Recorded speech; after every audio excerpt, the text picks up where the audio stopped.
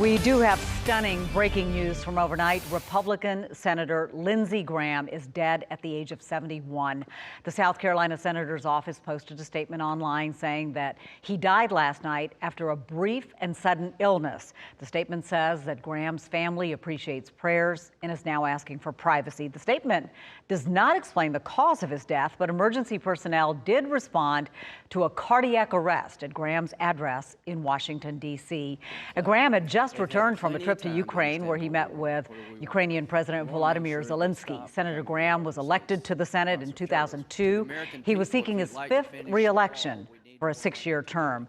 Senator Graham supported policies to isolate the United States and limit its missile and nuclear programs.